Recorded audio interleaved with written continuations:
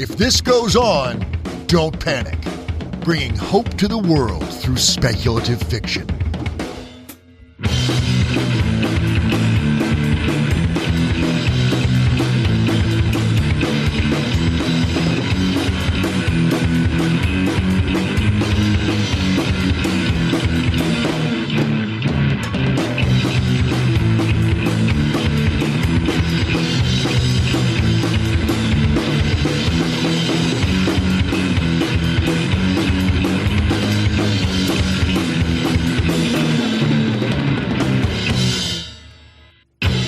Hello and welcome to episode 13. In this episode, we will be interviewing author Dr. Alan Stroud. Diane, how are things going? Okay, things are going good. I'm knee-deep in edits. I've got a book coming out this year, and I've got friends with books coming out this year I'm doing edits for, so I'm busy, but that's a good thing. And it's cold, but it should be cold this time of year in Canada. I'm kind of relieved to see it. How are you doing? Yeah, busy is excellent. I've been fairly busy too, as always. You know, I recently did an interview about the podcast with Cora Bullard. I hope I'm pronouncing her name right. It's for Hugo eligible podcasts. So if any of our listeners are out there and eligible to vote for us in the Hugos, please do that. We would greatly appreciate it. And you know, the weather has been cool. Lots of snow, which I personally like. And the kids have been out sledding like every day for a week, which is great. I was worried because we went for, several years, I think, without really much snow at all. It was to the point where my youngest one had never been sledding before, which is weird because Pittsburgh weather we never get a ton of snow, but we never get like no snow either. You know what I mean? There's always a few inches. Right. So I'm glad that weather is kind of normal this year. Otherwise, you know, watching cool TV shows, trying to catch up on The Expanse and all of that. Yeah, don't say anything. I'm still seasons behind on The Expanse. Oh man. Oh, no worries. Well, you know what? Like 2 weeks ago, I was on season 3, and then I just watched season 4 in a week, and now I'm trying to catch up on season 5. I mean, there was just so many rave reviews about season 5 that I was like, okay, I just need to buckle down and get through The Expanse and just watch the whole thing today. Now you're making me want to rush my edits here. So, well, do what you got to do. You know, The Expanse is it. So, yeah, you ready to bring on our guest for today? Let's do it. All right, our guest today is Dr. Alan Stroud. When we come back, we will have him with us.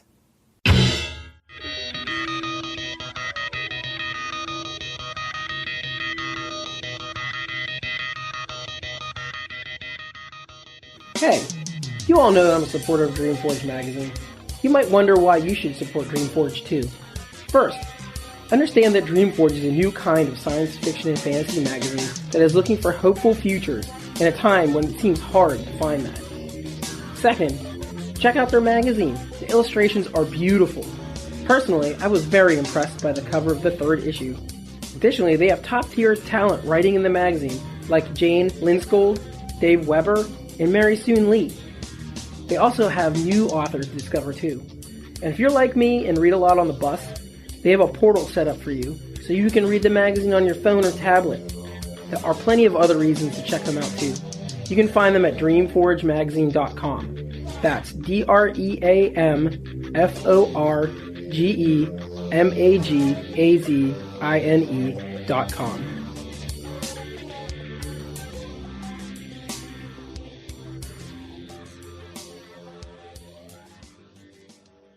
Alan, welcome to the show. Thanks for having me, Alan. This is going to be confusing. Diane, hopefully you can manage to distinguish us. I think we sound pretty different, so that should be easy. American enough. Accent, UK accent. I think I can figure it out. It's cool. Whether you guys can figure it out, whether I say Alan, I don't know, but we'll see. Right. I am nothing if not British. I can give you the family tree history later on if you need it, but I don't want to bore anybody. It is quite long and laborious. We check the lineages of all of our guests. Yeah. Wow, That must have taken you a while. Then it must have been really difficult. Yes. Well, we should probably say your bio here real quick so people know who you are. Alan Stroud is a lecturer at Coventry University where he teaches BA Media. Stroud completed a PhD at the University of Winchester entitled An Investigation and Application of Writing Structures and World Development Techniques in Science Fiction and Fantasy. This thesis covered his work on the computer games Elite Dangerous and Chaos Reborn. For Elite Dangerous, Stroud wrote 6 guidebooks that informed the game's fictional narrative and also served to help other writers with their novelizations set in the game world. He has since worked on Phoenix Point and Baldur's Gate 3, due for release in 2021, and we're definitely going to try and get him to talk about that a little bit, don't worry. He was a founding host of Lav Radio, an Elite Dangerous fan podcast that started in February 2013 and runs the annual convention LavCon.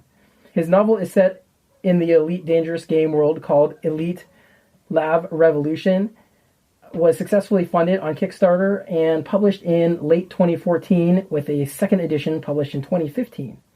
Stroud then supported Spider-Mind Games in developing the Elite Dangerous role-playing game and worked for Make Believe Games on the Revolutionaries RPG and I Am Zombie. Stroud was a 2017 and 2018 chair of FantasyCon, the annual convention of the British Fantasy Society, which hosts the British Fantasy Awards.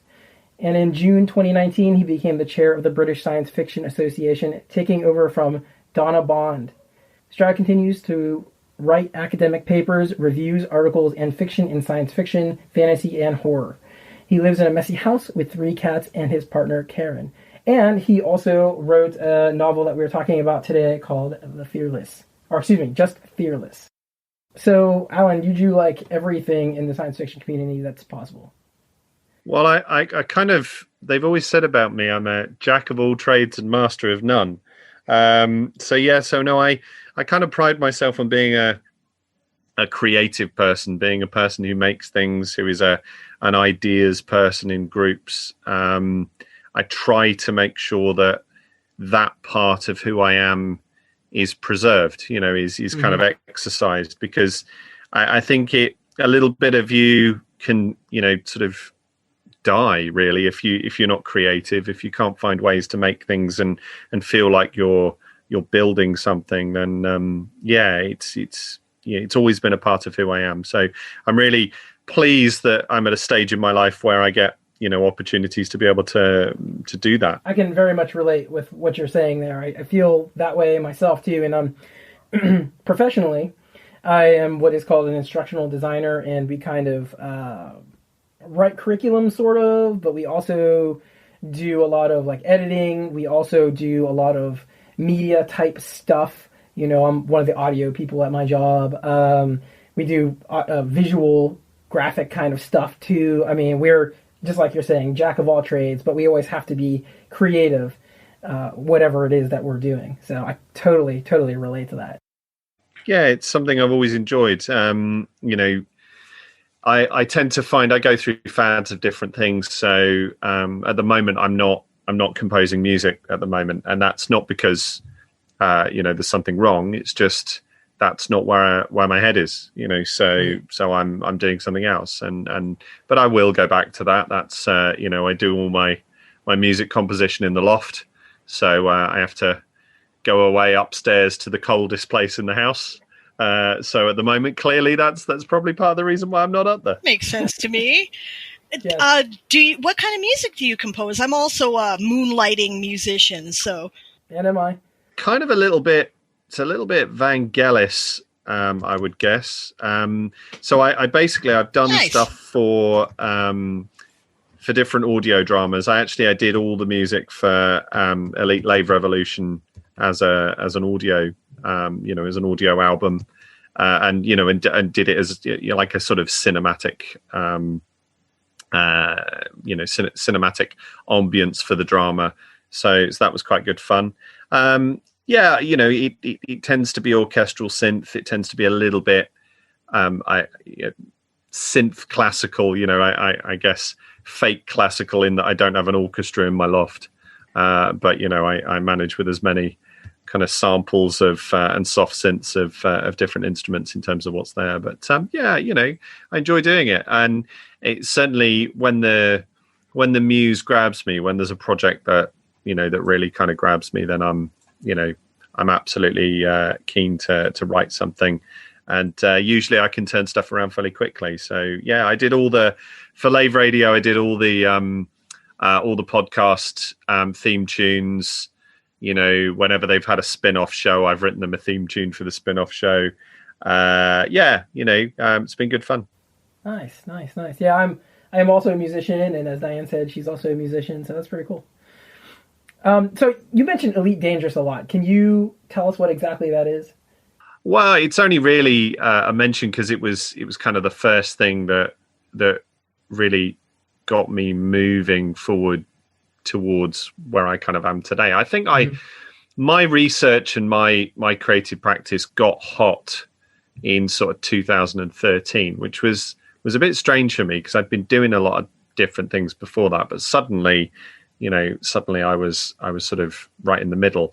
So Elite Dangerous is a multiplayer online space sim that essentially it's a rival to Star Citizen, which a lot of people are very excited about, and it's in its continual quest towards actually getting a release date. No dig at any Star Citizen fans. I'm sure it'll be amazing when it comes out, but it's been a long time. But yeah, Elite Dangerous is essentially the kind of the game that came in, did a Kickstarter, and got made and got released in the period that Star Citizen has continued towards its release, and published in Cambridge, so not far from here, actually, about an hour up the road. By a little company called Frontier Developments, who were the people who produced Elite back in the 1980s, which was the first 3D space sim game that people played. It was one of the most popular games of the 1980s ever. I loved it then, and I had an opportunity to then work on it and to use it as part of my PhD. So yeah, it gets talked about a bit because a few of the things that I've done since then have kind of been quite connected with it, particularly, as I say, with the ongoing podcast, but also with the book that I got the opportunity to write and publish that was set in the game universe, and with the fact that I got to work on developing the source material and the background for it. Cool. Wow. So now you're into that helped you get into video game writing, right? Then that has led you to now Baldur's Gate 3. Yeah, I got approached by Larian just before Christmas. They were looking to bring in a few writers into their team, and so a little group of us were brought in to work on some scenes, and it was good fun. The thing I have found, and I've worked now with several computer game companies, the thing I've found about it is that they all approach the story quite differently.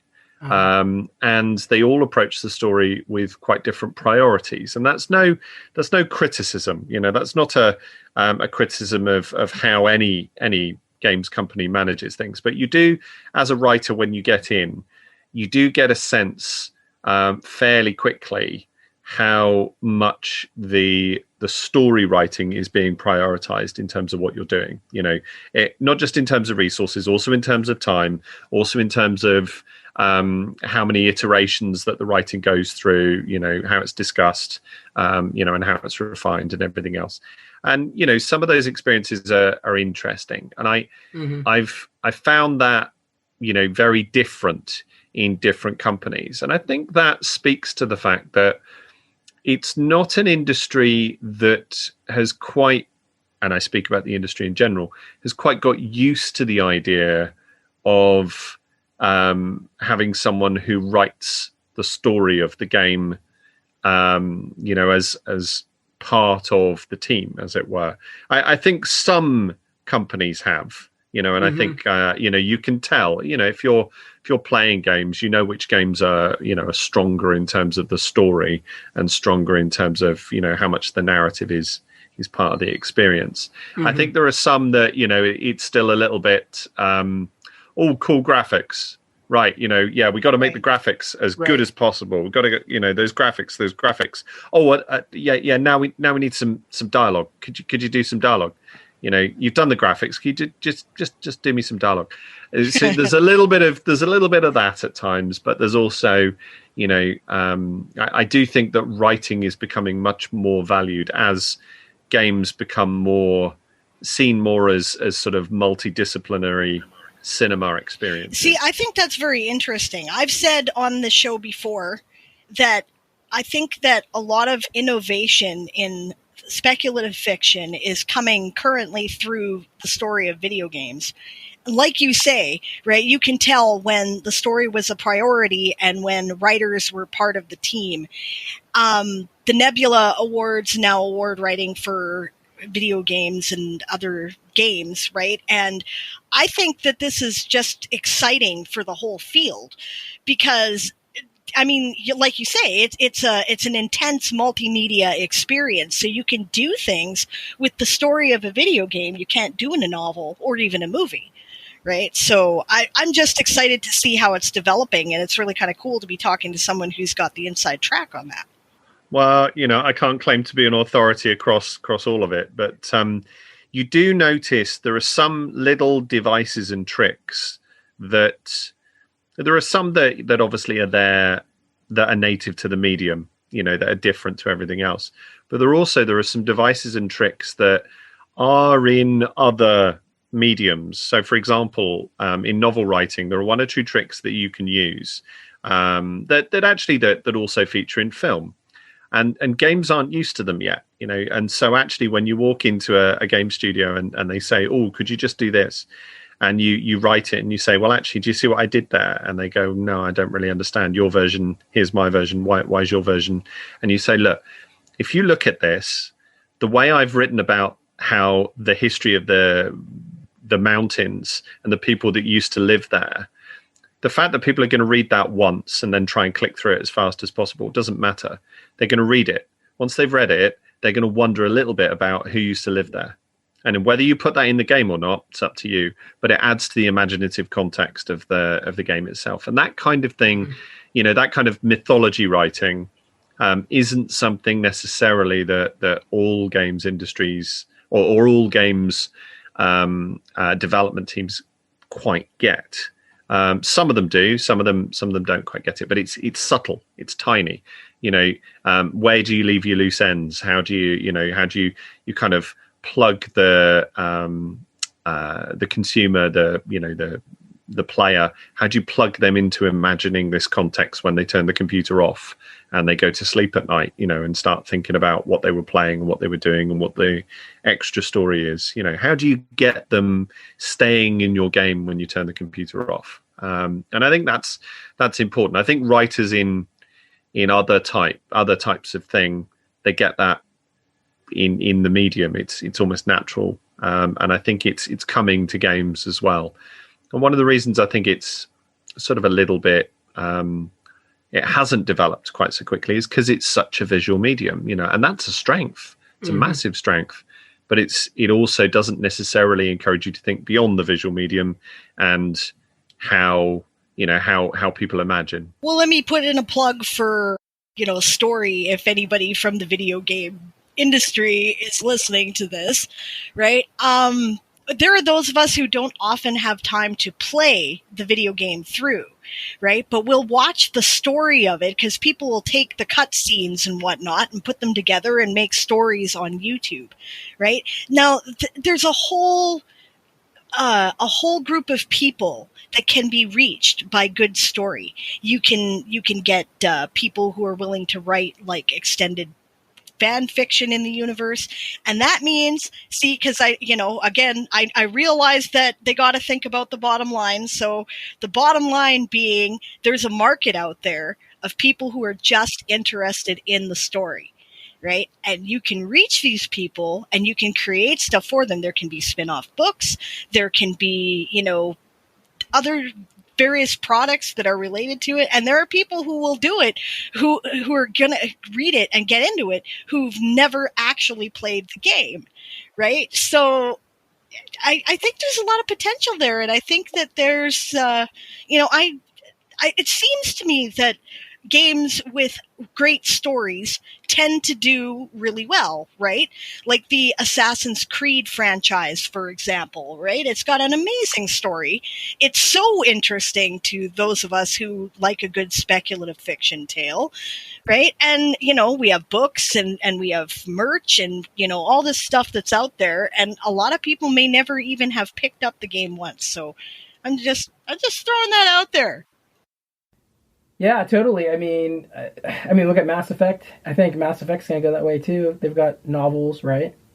And another good example, yeah. I wouldn't be surprised if there was a Mass Effect movie at some point. I really wouldn't. Those games are huge. I mean, there is a certain amount of scaling that you have to bear in mind there, in that sometimes with these games companies, the value of their brand, the value of their product is it rises exponentially with their their revenue stream, and of course they've got to have a vested interest as to why they would work with somebody to expand that into another medium. And sometimes that works, and sometimes it doesn't. Sometimes you have to catch them at the right time as well. If a game suddenly becomes a massive multi-million-dollar franchise, then to get a license to write a piece of fiction in there is a lot harder, because one, it might cost more, or two, they might want to make sure that they're partnering up with a company that is of equivalent size.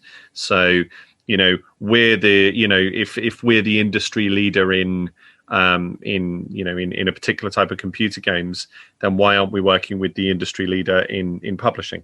I imagine, though, the people at Baldur's Gate probably get it, because, of course, Baldur's Gate comes from the highly successful Forgotten Realms setting in Dungeons and Dragons, right? And there have been many best-selling novels that have come out of that universe, right? There's been, the role-playing game itself, a variety of video games. They're one of the earliest people that got into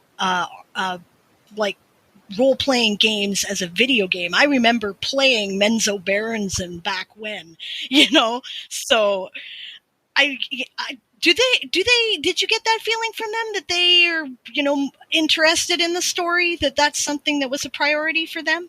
Well, certainly Larian are, and Larian licensed the Baldur's Gate franchise from Wizards of the Coast.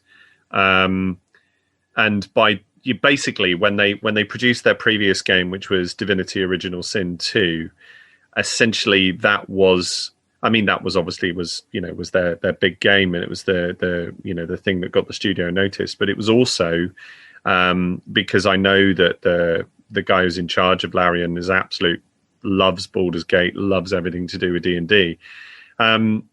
It was almost their calling card. It was their proof of concept. Now, Baldur's Gate 3 is very different to Divinity Original Sin 2, but at the same time, Divinity Original Sin 2 showed Wizards of the Coast that Larian were capable of producing this massive kind of, fantasy epic, and a story that will be worthy as a successor to the previous two Baldur's Gate games. So, yeah, there's kind of ties there, but I think it's worth just bearing in mind, yes, D&D and all the vast sort of different fictions of D&D have sort of had, a massive impact on all of us, but they are licensed brands, and so what happens is that people go in there, they get granted licenses, and then they go and make the thing, and then it comes back. And of course, when you hand it back,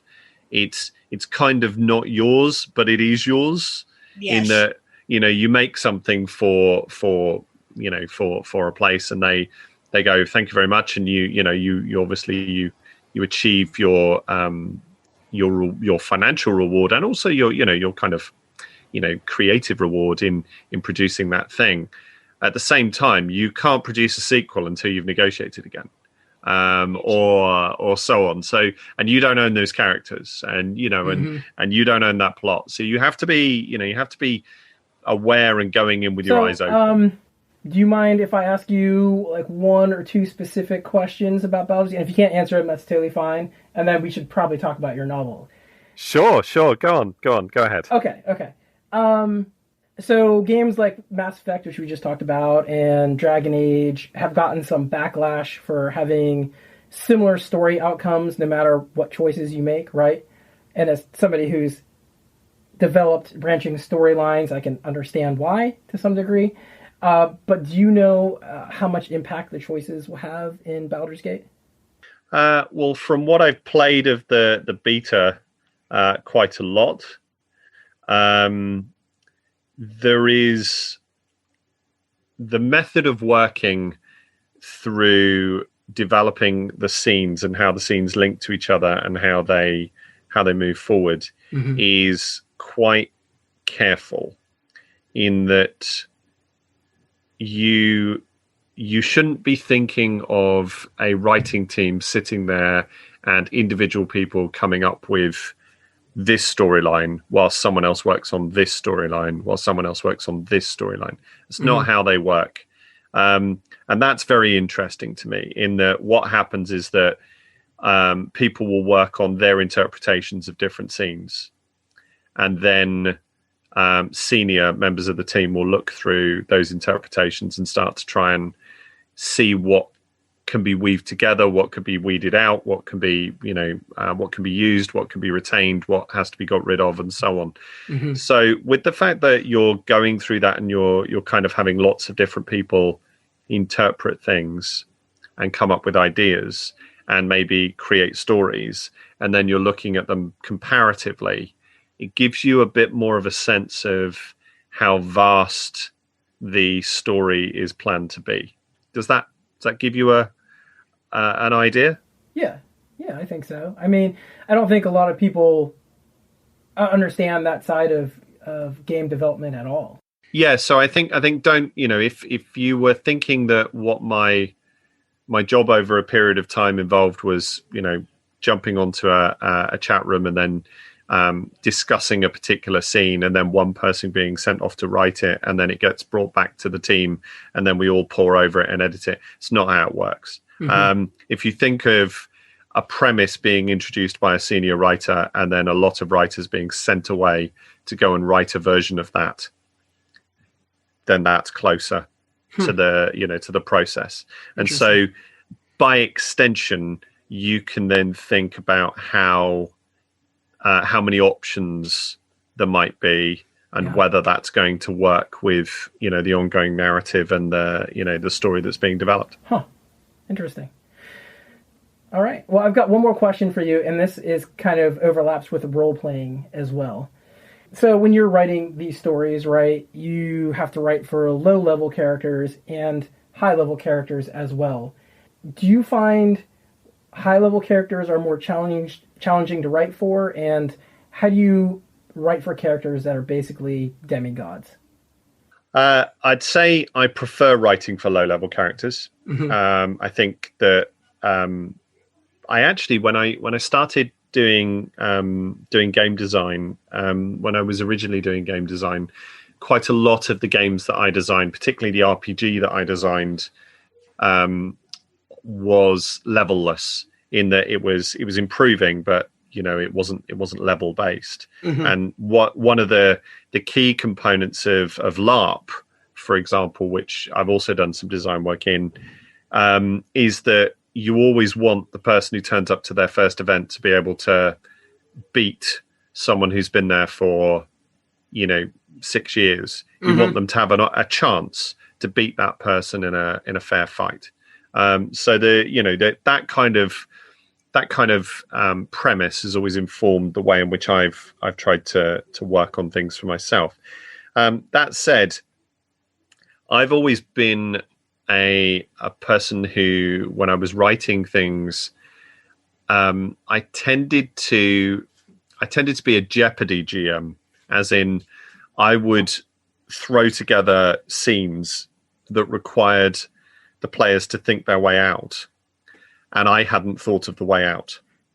And that tended to be, you know, I would play test scenes and scenarios, trusting the fact that there were 6 brains in the room that weren't mine, and one of them would come up with a solution that I hadn't thought of. Yeah. And if they came up with a solution that I hadn't thought of, well done. And that became the, you know, the sort of way in which things went. And then I would kind of write those adventures up and, you know, and kind of use them in that way. When I started to write a bit more for specific products, you gauge based on what you've got. So often what I'll do is I'll just do the research. You know, you go in to work out what people could potentially do at the level that they're capable of interacting with this plot. And then you just try and factor the game breakers in. One of the things I always used to sort of pride myself on was don't ever, and this is a good piece of advice to anybody who's writing an RPG scenario, don't try to write it without holes. Don't try to think that somebody's not going to exploit it, not going to, you know, go round it, not going to find a cheat, or, you know, it's not really a cheat. It's, you know, it's a kind of a meta, you know, in terms of what you're doing. Because if you think you're going to write it, you know, perfectly, or, you know, sort of squeaky clean where they can't find a hole, they'll find a hole. There's a certain type of brain that will find a way around what you're doing. We totally have to have you back on to have a conversation about just this, right? Because I'm a big role-playing gamer, right? This is my big social activity, and it sounds like you think like I do, right? I prefer a game where it's all about, can you think your way out of the plot? And as a storyteller, GM, DM, right, my whole idea is, okay, I've got this scenario and I expect that the players are going to come up with something that I didn't. And if they outsmart me, that's great. And, you know, I've always awarded experience even in level-based games for encounter defeated as opposed to bad guys destroyed, right? So if you think your way out of the plot, then and avoid fighting anything entirely, awesome. And that counts, right? So I love that. But there's a second part to that, and the second part is, if you want to kind of have that moment where the players are, you know, if you want to stop them from kind of going round you, and you want to get them into, you know, go the direction that you want them to go into, write the holes into the scenario. So write them in as if they're exploits. So, perfect. You know, basically sit there and go, you know, well, what about if I use this spell to do this and to do this and to do that? You kind of go, oh, okay, yeah, you could do that. Oh, cool, I've thought of something he hasn't thought of. You may well have thought of it. You know, you write the trapdoors into the middle so that they actually feel like they're achieving something. Yeah. And then you know what they're going to do. So that's fine. It's nice and easy then. You know, it becomes simpler for you don't have to necessarily improvise. And I learned that from weeks and weeks and weeks of basically spending Sundays, the entire day, prepping. And then I would turn up, I'd start GMing, and my players would go left instead of right. And I'd sit and say to them, guys, I did all this work. Why have you? And they'd say, yeah, but you're better when you improvise. And you're like, oh, okay, fine. So you have to still have a trick or two. Otherwise, you know, all your prep goes out the window. Yeah. Classic GM problem. Yep. Right? Yep. So we should probably talk about your book a bit. Yes. Diane, are you ready to move on to that? Yeah, absolutely. Okay. So this will be a nice segue in. You've written fantasy. You've written SF. Do you have a preference? Which is easier for you? How do you change your thinking to do those sort of things? Well, it's quite strange, really, in that I always saw myself as a fantasy writer. I've never seen myself as a scientist, really. And there were a few laughable moments at different times when I was developing different stories when people took the mickey out of my science, and that was fine. You know, don't get me wrong. I was happy to be labeled as a rubbish scientist. So I thought fantasy was a bit easier because you got to be able to write the rules, you know, in terms of what was there.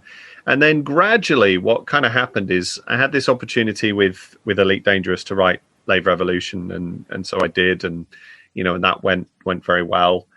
And then later, I started working on Phoenix Point and started adapting my style a little bit. I started writing in a slightly different way. And that proved popular. I did a short story for New Compressed called The Last Tank Commander, and that got picked up by Bayon Books, who republished it. And it was written in first person present tense. And I'd never chosen to write in first person present tense. I'd always been quite a, traditional third person past tense writer, influenced by Michael Stackpole, influenced by Timothy Zahn, those kind of style of writers. And so I then started writing this, and I really, it got quite successful. And so I then did some more with it when I was doing short stories for Phoenix Point, because we did a whole series of stories to accompany the game. And then I thought, well, maybe I'll have a crack at a novel in this style. And so Fearless was just an attempt to try and write something a little bit longer. And it got longer and longer and longer. Mm-hmm. And in the end, it came out at 118,000 words. And good size for a science fiction novel. Yeah. And it was the story. It was the story I wanted to tell. In that, I decided I wanted to tell a kind of Wrath of Khan meets the Expanse style story. Fantastic. And I'd managed to, to put it together. And there were a few other themes in there. I've always had a thing for making. I went to a talk in, I think it was about 2013, and this sort of crystallized it for me. It was a theme about representative characters and characters who you as a reader can be inspired by, and the fact that they don't have to be the fact that lots of people had been inspired by white male characters, and I was kind of looking at it and going, this is, why does this have to be? Why does it have to be like this? And they were kind of saying, some of the writers were saying, actually, we've got all these new writers coming in who are doing all these different things, and and I thought that was tremendous. And I thought the thing I've always wanted to see was disabled characters in stories who are not trying to overcome their disability to try and achieve something. It's just part of who they are, and so it's more believable in terms of them being people, rather than, you're almost playing the disability for the sympathy card. I don't like that. I think that's it's not a good trope. It's not healthy. It's not useful. No. And also in science fiction, there's also this other horrible thing where it's a convenience trope, which is where you go, well, we're in the future, so let's use some technology and fix everything. And you're like, yeah, that might work. We might end up with technology that can do that. But you're not thinking about your reader. Your reader is not a person who is in a reality where they go, well, I can just be fixed. They are in a reality where, they are reading from their own perspective. Why not have someone that they can identify with really quickly, easily, and clearly? And they can identify with, with other human beings. Everybody can identify with someone who's human, in terms of what's there, and even people who are not human. But wouldn't it be nice to have a few characters who are a bit different, and that difference was encouraged and embraced, in this particular way? And I can't, I can't claim to be a person who's doing all of that. I think there are a great many writers who are doing incredible things in bringing diversity into possible futures in a vast array of different ways. But with Fearless, I very much wanted there to be characters who you could look at and go, that's who they are. Yeah. And they have a perspective on who they are. This is excellent, right? Like, okay, I've just started your novel, right? Because I have been so immersed in edits. I do have a review copy here, and I will give a full review when I am done. But aside from your prologue, I absolutely, which is very brief, right? I'll point that out because some people are like, prologue? No, it's brief and it's important. Okay. But I love the way you started your novel. Chapter 1, I was born in 2080 with no legs, right? Brilliant. Right? Perhaps that gives you an image of me, an image that defines who I am to you as a person. Maybe you get a sense of someone who of who someone is by their limitations. Do you think who we are is determined by what we look like, what we can't do, or what we don't have? The world doesn't work that way anymore. Captain to the bridge, on my way. Love it. Love it. Right? My husband is disabled. He is an amputee. Right? I'm immediately there. Right? I'm like, okay, this is great, because here we have someone, they're they're not an amputee, but they don't have legs. Right? And they're like, I'm just doing my thing. Right? And I think that's, we need more of that. We need a lot more of that. And, it immediately had my attention. So if you're trying to write to people who, want to identify with these characters because it's more like what their life is like, I can say you did it, right? At least in my case. Well, thank you. That's really kind. And I think, there's a small story there, which is quite, I thought was quite interesting at the time, in that when that chapter got read in its first live reading, I was reading with Adrian Tchaikovsky, and he was reading from Dogs of War, and which I think was an exclusive. I don't think it had been published prior to us reading, and there was a couple of other people reading there.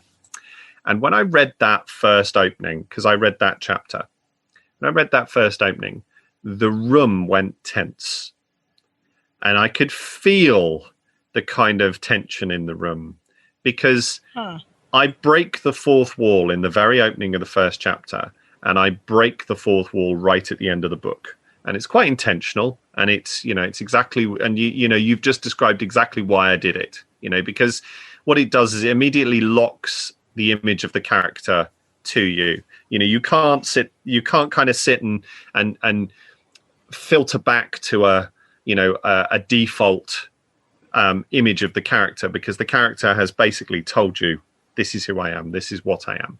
And I thought that was incredibly important. And it was really interesting to have that little bit of tension in the room. And then as it moved forward, everyone relaxed. They realized it wasn't an accusation against them, but it kind of made them think about themselves. And that was what I wanted to do. That was absolutely what I wanted to do in that opening chapter, to make people reflect on their own, kind of perceptions of what they read, of someone's story. And then they could kind of reflect on it and go, you know what? No, I'm okay. I don't, kind of judge people that way. I'm all right. And this can kind of proceed, and carry on. And I think that's important. It's not soft. that opening couple of paragraphs is not soft. Honestly, the whole book is pretty brutal. It's not Game of Thrones brutal, but it's in the upper echelons of brutal. Just because there's so much stuff happens, and it's like, really, it's like action scene, horrible things happen, action scene, horrible thing happens, action scene, right?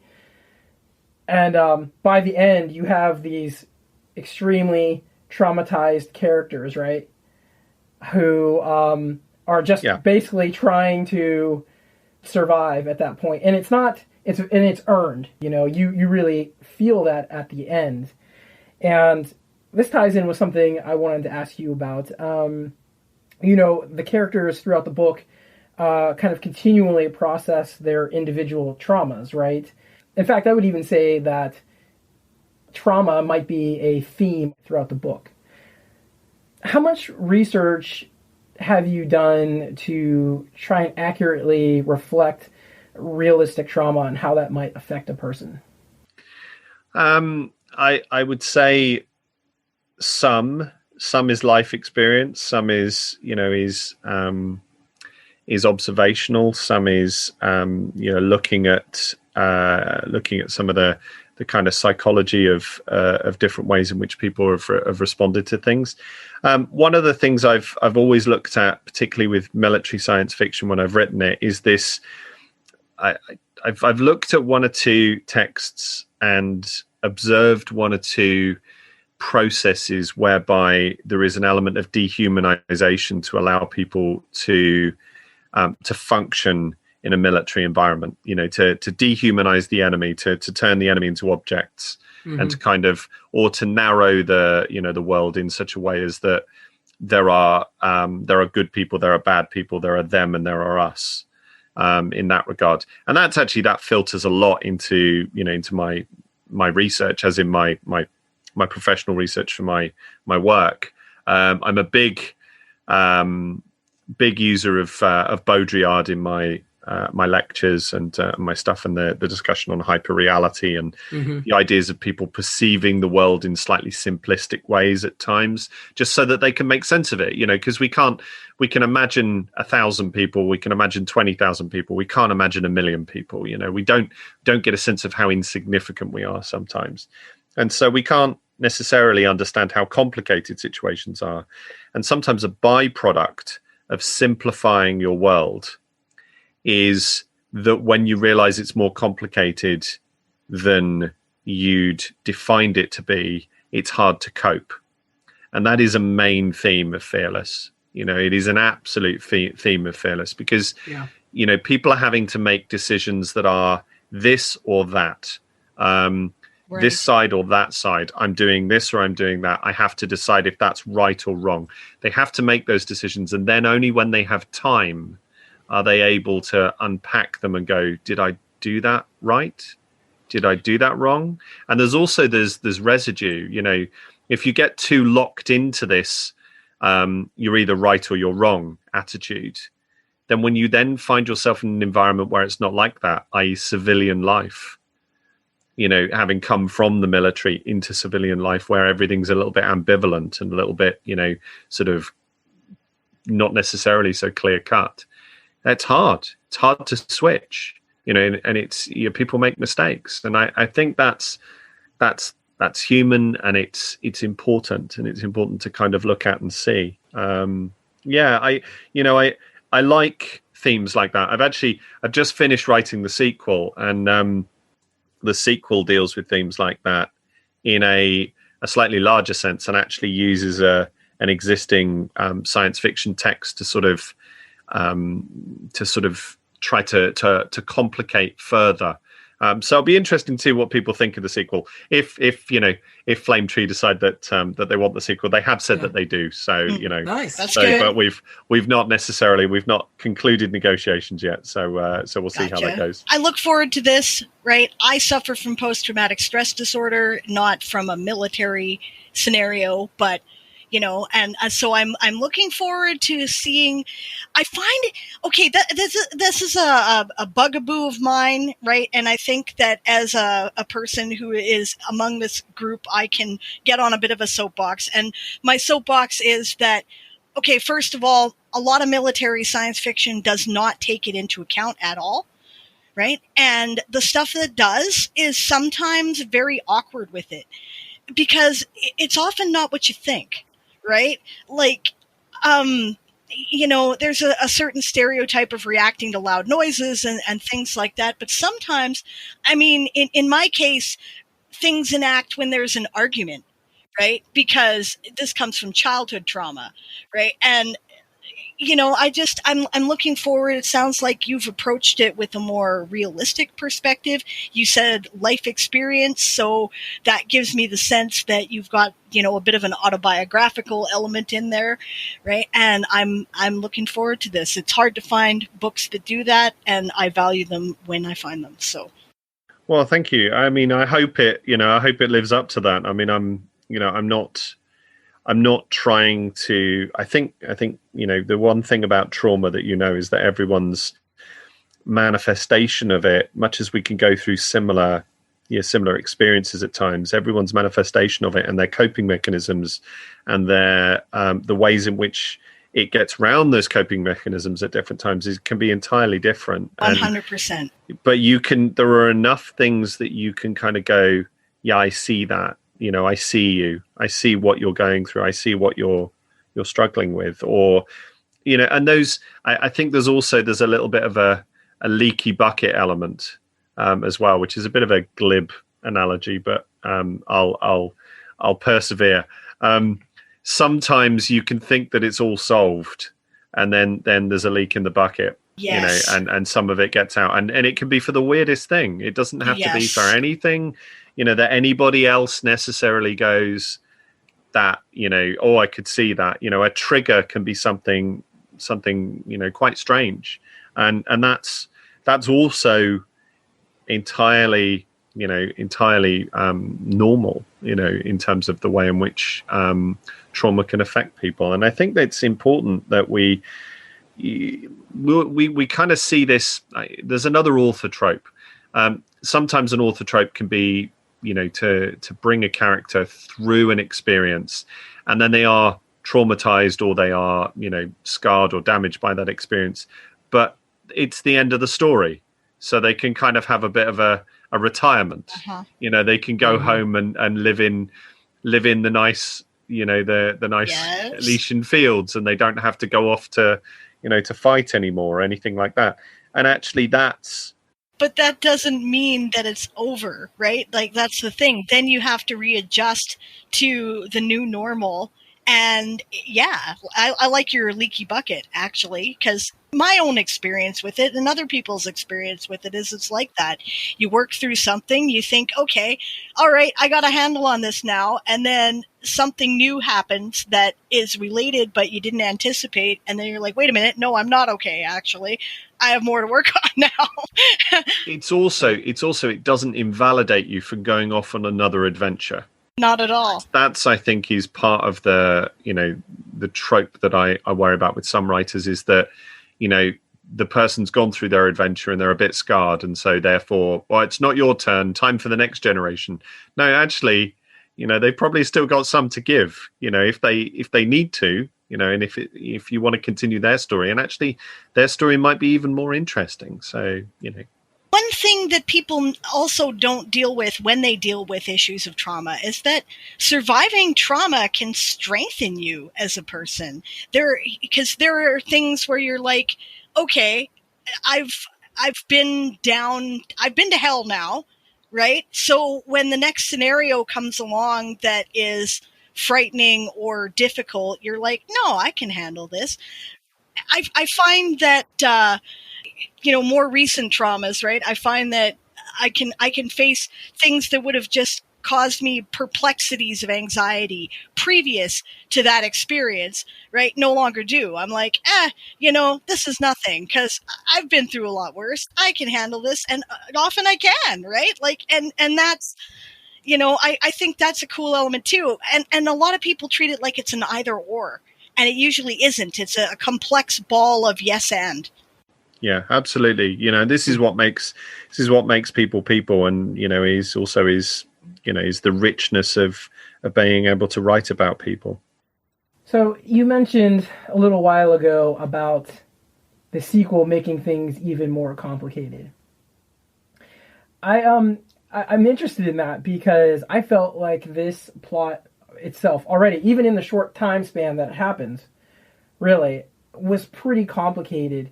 When you've got multiple factions, and maybe even factions within factions, doing different things and manipulating the outcome of other people's actions, how do you plot something like that when you're writing? I mean, do you have like a board that says this person's doing this thing at this time, so then this person's going to be affected like this? Like, how do you image that in your head and keep track of it? Well, prior to doing my PhD, I would have done exactly what you've just suggested, and probably midway through my PhD, I would have done pretty much what you just suggested. Mm-hmm. And now I probably wouldn't. And one of the reasons I wouldn't is that with this specific fiction, what I don't want to do is to simplify this in such a way, because there are two sides of sort of simplification. One is the simplification of bringing it down to a boiled confrontation of, them versus us, or however it kind of factors its way out. And I'm not gonna provide any examples here because I don't want to be critical of any examples. But there are, there are many examples where you can see stories that kind of boil eventually towards these crises. And there are crises within Fearless, and there are crises within the subsequent stories that I'm looking to tell within the same mythos. But the one thing that you can say about humanity is that actually there are so many shifting parts. You could perhaps look at the world at the moment and say that there are one or two areas where we've started to see a binary. We've started to see people are on this side or they're on this side. But actually, even when you peer down into that in more detail, you start to see, well, some of them that are on this side are awful, and some of them aren't. They're kind of a little bit uninformed, or they're lazy, or something else. And you kind of see that there are sort of shifting lines all the time in terms of what's there. So I decided with this that I would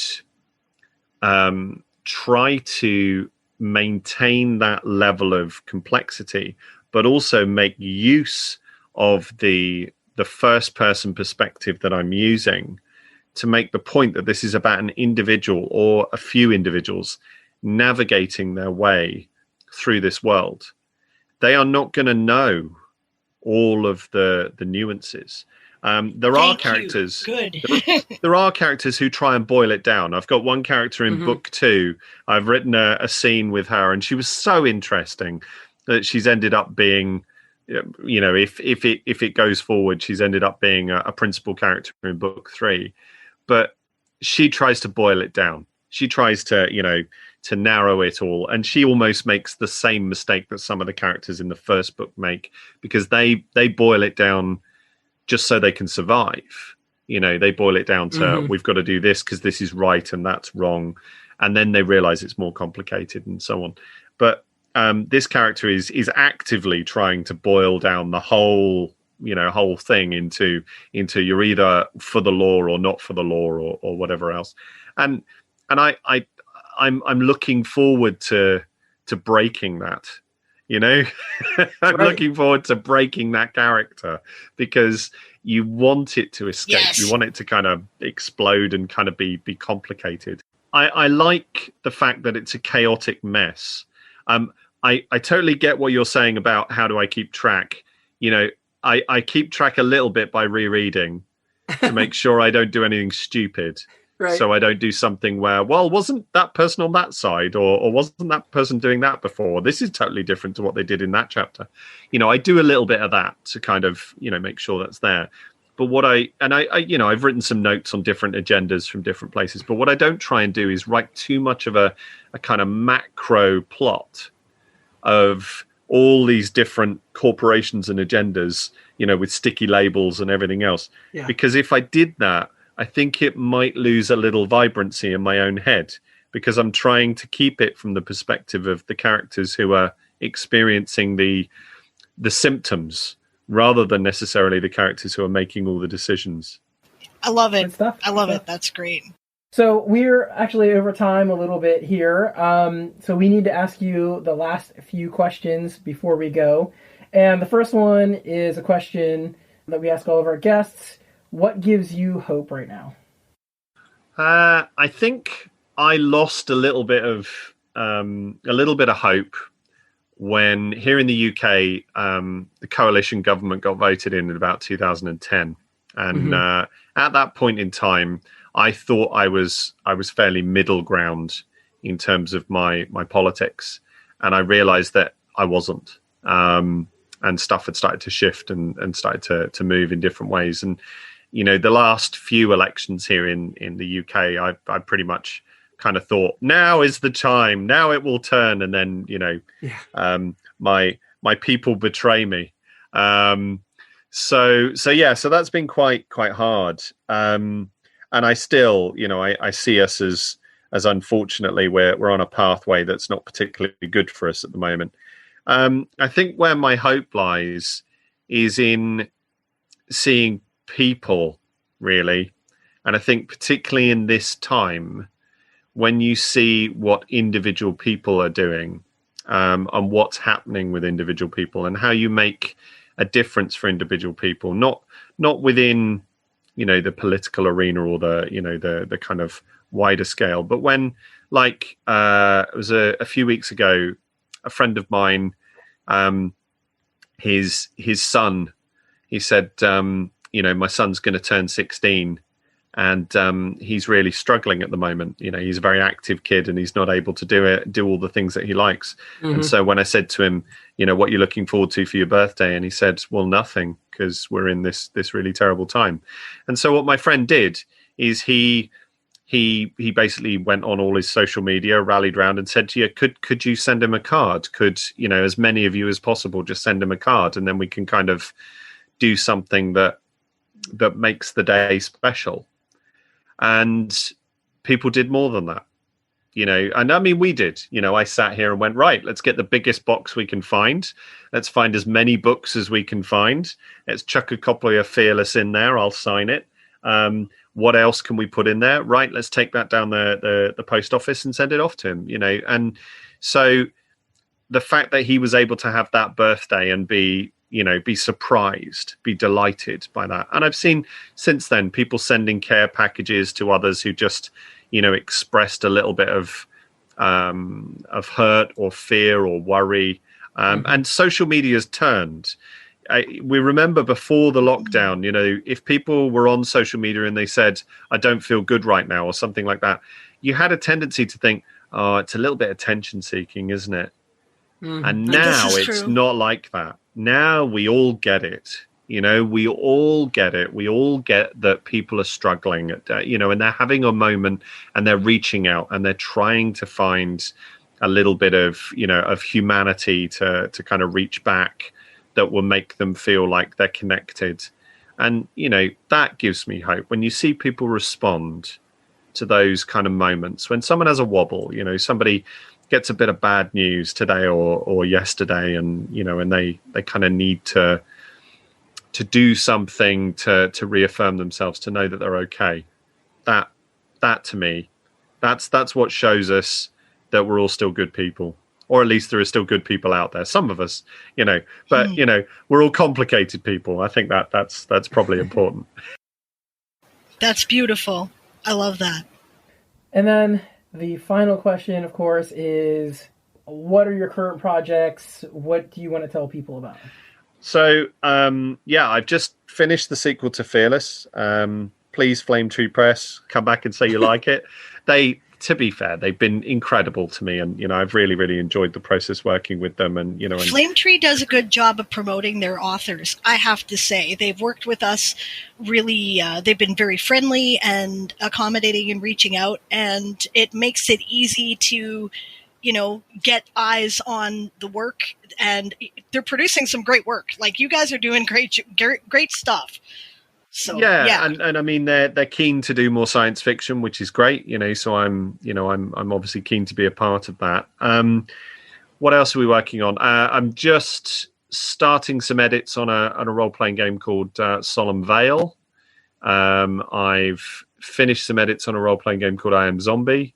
I've just sold a short story to a magazine that's coming out hopefully either late this year or next year, called the story called The Different Flesh, which is a time travel or reality changing story, which is different for me. So quite a few little different things, really.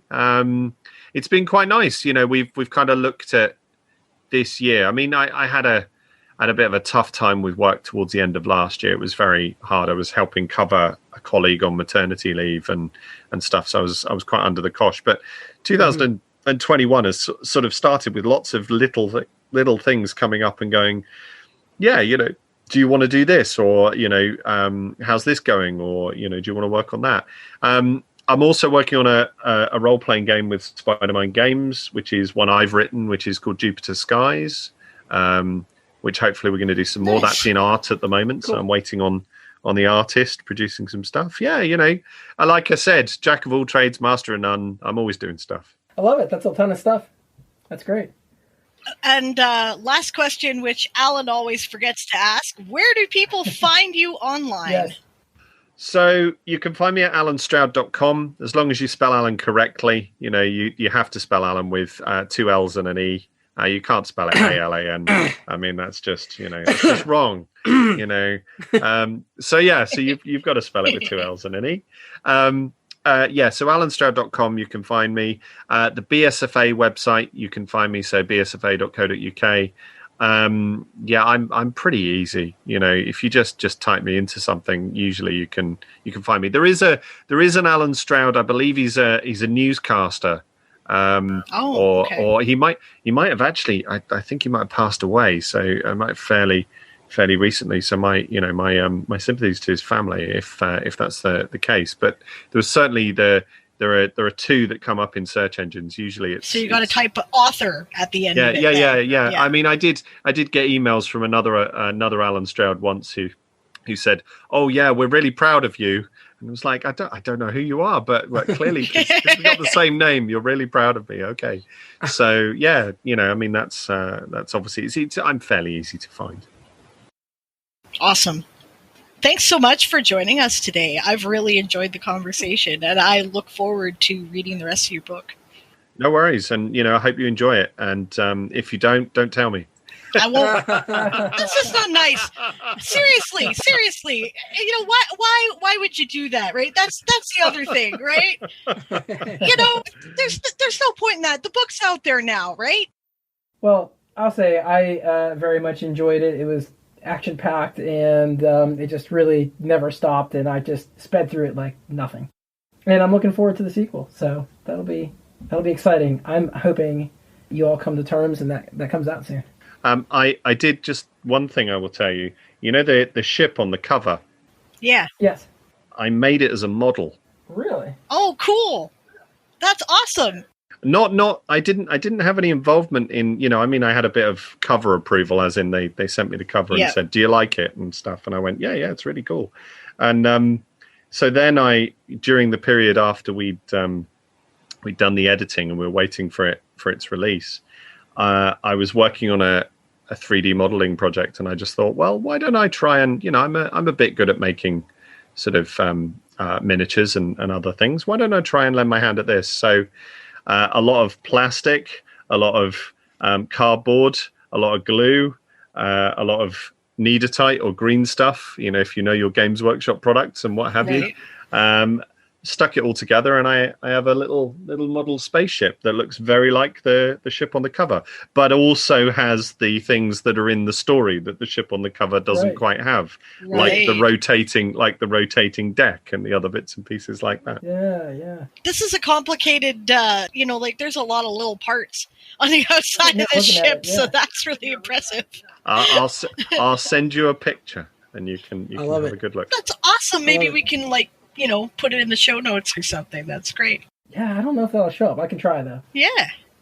All right, well, thanks so much for coming. We appreciate it. Yeah, so I shall leave you folks to it, and thank you so much for having me. It's been great. Thank you. All right, and we're back. That was our conversation with Alan Stroud. So, what a friendly guy, right? Yeah, really easy to talk to, actually.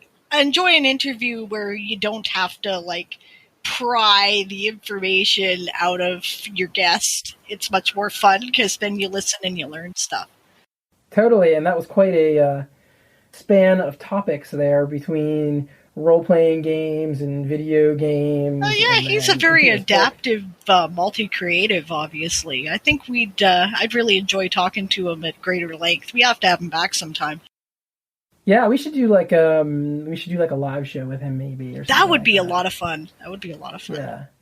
Yeah, totally. So it was really cool to get to talk to him about Baldur's Gate a little bit. I was a little geeked by that because that's one of those games I think pretty much anybody who's younger than 45 has and is into this sort of stuff has definitely played. Yep. Right? Yeah, even I've played Baldur's Gate, and I am 45, so there you go. Well, there you go. See, I even went back to play Baldur's Gate 1 again fairly recently, of course. I got it, real cheap, on GOG or, Steam or something, and then never, I played it for, an hour and then forgot about it. It was cool to get some insider information about that. And it's cool to know how it works within the gaming industry for writers. Yeah. I think that's something that a lot of writers think about expanding into, or maybe even people just go, well, I'd like to write for video games and make that their primary focus. And so to know how, the fact that different companies will have different expectations, that's very important to know.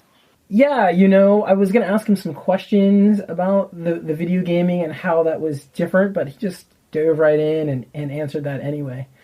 Awesome. He has some real interesting thoughts on plotting. I mean, from the video game perspective, and from listening to him talk about Fearless, because I've listened to Kat talk about her set of novels, which are a set of novels that sort of take place simultaneously, right? Yeah. And how she did it, and their methods are very different. Very different. Well, I found it very affirming, right? Because I'm more like that. I get inside a character's head and I write about what that character knows. Mm-hmm. And that character may not know all the shit that's going on behind the scenes. They may not be aware of this big, massive plot. And I don't keep track of it on a big whiteboard or anything, right? I do kind of think of it entirely from the character's perspective. So it's cool for me to know that that's not unusual. So much of the instruction out there for writers is done by people who are big plotters, mm-hmm. right? And I'm just not. That's not the way my brain works. I'm sort of the Stephen King school of writing. I never know exactly how it's going to end until I've written the end. Mm-hmm. So, it's good to know that that's not uncommon, I guess, that other people are doing it too. Mm-hmm. And that the plot can be involved and complicated, and you can do it that way. Well, I'm looking forward to hearing what you have to think once you get a little further through it, because it gets more. Oh, this is my thing, right? Actually, this sort of novel is my thing. I'm going to, now that I've started it, I'm going to chew through it. Like, it's probably going to take me a couple days. So see, that's funny, because while I tend to lean more science fiction, I tend not to read too many, space operas. But I love space opera. It's one of my favorite things, and I read a lot of it. It's right. So it's exactly, this book is for me, right? It was written for me. I am the target audience, and I'm already into it. Right. And I've been doing so much space opera lately between The Expanse and this book, and I stopped at one point like, this is weird for me. But that's cool. That's cool. So, do you have any books that you want to talk about? I'm in the process of editing the 4th book in Sarah Berman's Rune Spells series. Oh yeah? I know you're a fan of those. I totally am a fan of those, and I was really just pleased and honored that she asked me to do the edit for her. And this is the prior to publisher edit, right? Mm-hmm. And damn, right? Like, I was already a fan, and in this book she is leveled up. This is going to be great. Nice. Right?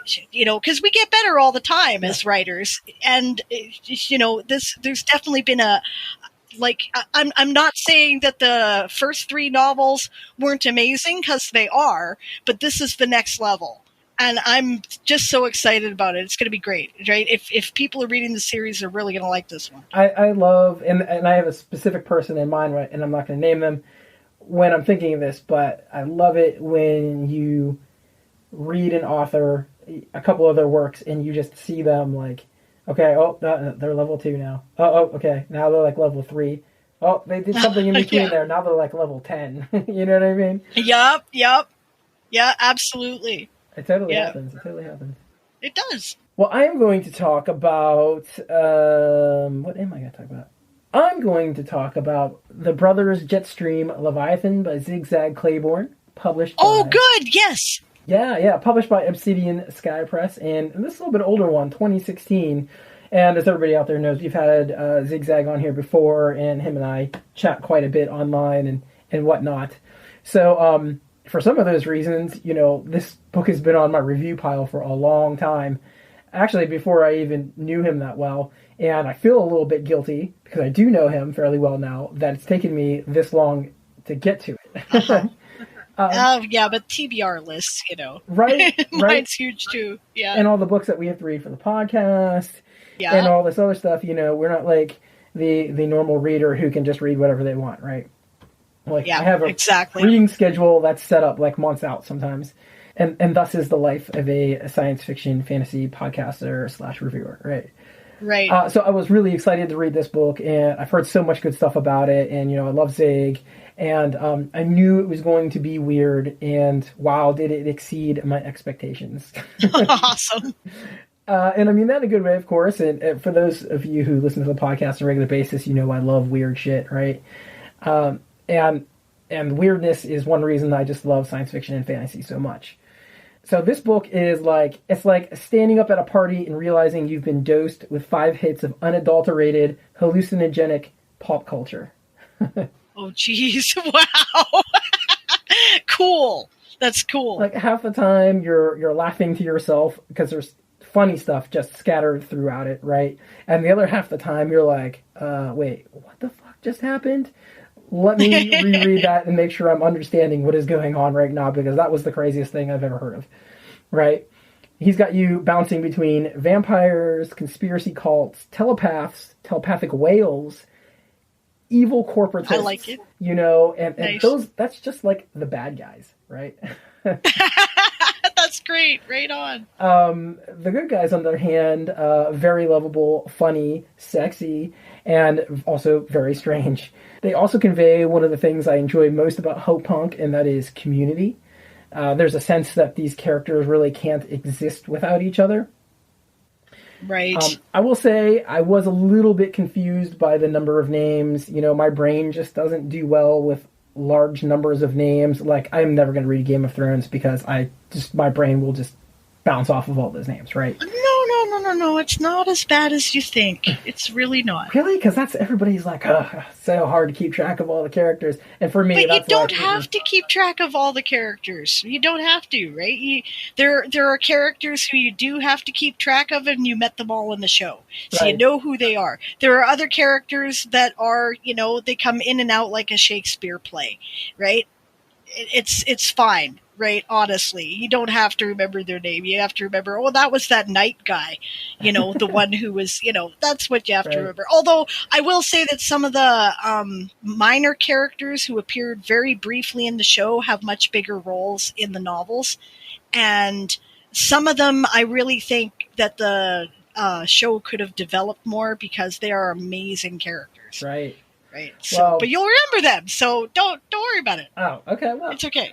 You'll be all right. I will say it's also possible that I had trouble with the names in the book, the number of names, not the names themselves, the number of names in the book, because I also read this the week of the attempted coup.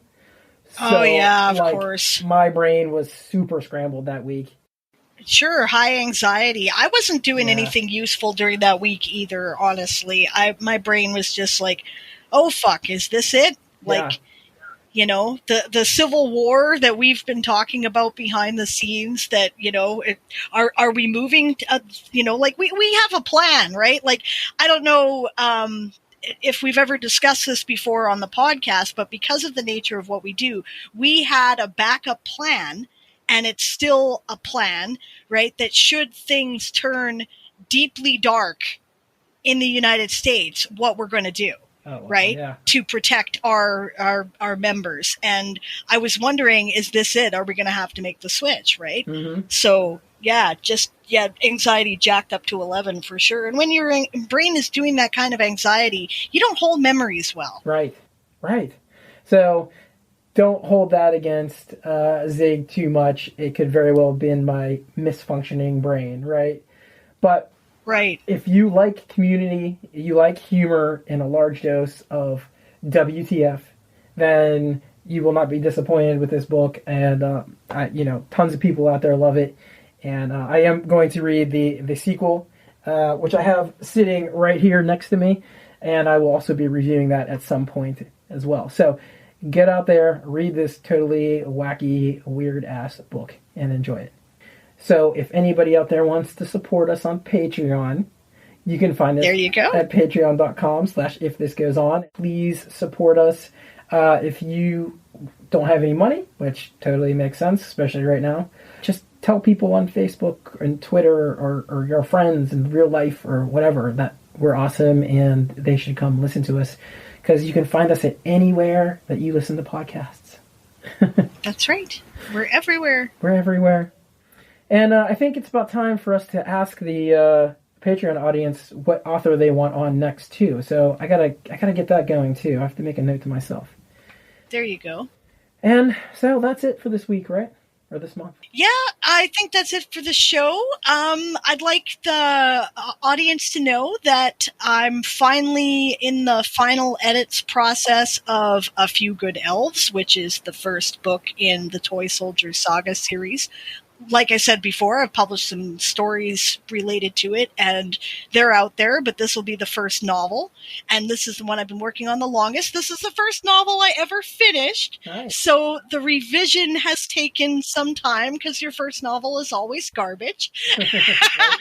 But it's awesome now, I think, and I'm doing Kickstarter for it in May, so come by and, if you want like a signed copy or, a signed hardcover, or some extra packages. Like the last couple Kickstarters I did, I offered some of the original proofs to, so these are things that are out there. You can come get them, and they'll only be available in the Kickstarter, some of the stuff. So check it out. Awesome. Looking forward to that. I'll have to check that out myself. Right on. Thank you. Yeah, you're welcome.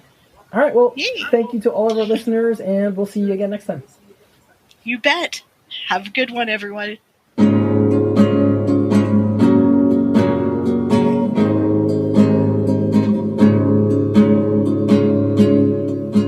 This Goes On, Don't Panic is edited by Alan Bailey, with production by Sound Maiden. Our theme music is by Father Flamethrower, additional music by Christopher Snydrowski, and outro music by Sable Aradia. Intro by Dave Robison. A special thanks to our guest, Alan Stroud. Thanks for supporting us, and we'll see you again soon.